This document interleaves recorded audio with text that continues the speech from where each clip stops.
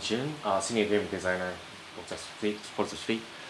I used to work at the Sega for almost 14 years, and I joined this studio 2 years ago, and from the scratch as a senior game designer. We are the members, we are the staff who all love cars, and I was really enticed them for studio, so that's why I joined the studio. And as a senior game designer, I worked on the upgrade area and the carrier mode, what we call season play and event list. So this time at TGS, I'd like to show you the one of the extreme track, Fujimi Kaido. It's here. It's got 10 mile in the circuit. Fujimi Kaido used to be a track, Forza 1, as P2P point-to-point track, but we've got the double ranks, and it we defined as a Toge Japanese circuit. And Fujimi, actually it's a Japanese name. Fuji, do you know what Mount Fuji? And Fujimi means we can look over somewhere, you know, Mount Fuji. So this track has a Mount Fuji, so you can see a Mount Fuji from some point. And also, this is a tribute to, you know, Japanese people, Japanese Toge, and as well as a initial D, which is well known for, you know, Toge and Japanese cars and drifting and not drifting actually. But so one of the famous track and scene in that comics is a 4 consecutive turns in the comics, which is very famous. So we have, as you can see here, actually 4 consecutive turns. I'd like the people to find out, well, where is the initial D, you know, famous track, blah blah blah. So let's play. By the way, June over at Sega Rosa, he worked on Sega Rally 2, worked on Sega Rally 3.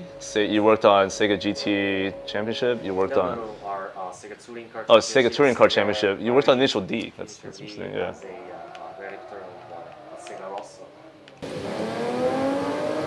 Now you can see the Mount Fuji over there, and this track has over 100 turns. And as you can see, it's very narrow, and it's hard to pass the car. And once you can see the, you know, crash ahead of your car, then maybe you will not able to avoid the crash. So that is very extreme track. And what we're gonna show next is always drift. So change the UI here, up here. Now you can see the progress as well as the drift point here. So we have invisible drift zones, not only at this track, but in 100 tracks, except for drag strips. And then he used the rewind stuff. This corner kills me every time. He's gonna try to drift in this corner, and then you can see the point. Drift point is scored by speed and drift angle, as well as proximity. Proximity is that you can see that the suggested line. This is kind of ideal line for racing line. And if you are track on the line, we will reward more points, as well as risky drifting, like on the edge of the turn. It's almost hit the, you know, fence and the you know, wall, but you did not hit, and then you drift well, we will reward more points.